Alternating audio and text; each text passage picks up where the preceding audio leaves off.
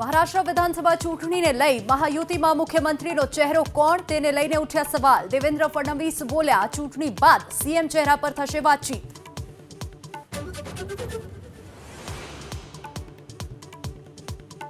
અમદાવાદના મહિજડામાં વર્ષ 2023માં ખ્યાતિ હોસ્પિટલે કેમ્પનું આયોજન કર્યાનો ખુલાસો। 25 લોકોને લવાયા હતા હોસ્પિટલ। વૃદ્ધનું મોત થયાનો પણ ઘટસ્ફોટ।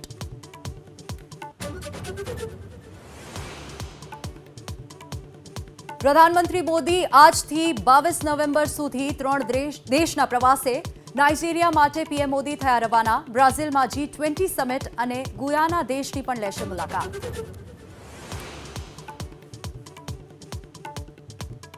સરકારી અનાજની ગુણવત્તા પર સાંસદ રામ મોકરિયાએ ઉઠાવ્યા એક સવાલ। રાજકોટમાં કલેક્ટરની બેઠકમાં અનાજના નમૂના આપી તપાસની કરી માંગ।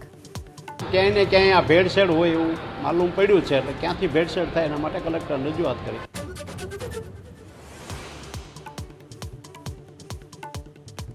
સુરતના ઉમરામાં કોન્ટ્રાક્ટર સાથે હની ટ્રેપને લઈ 4 ઝડપાયા। નકલી પોલીસ બની 5 લાખ પડાવ્યાનો ખુલાસો। યુવતી સહિત 6 સામે ગુનો દાખલ।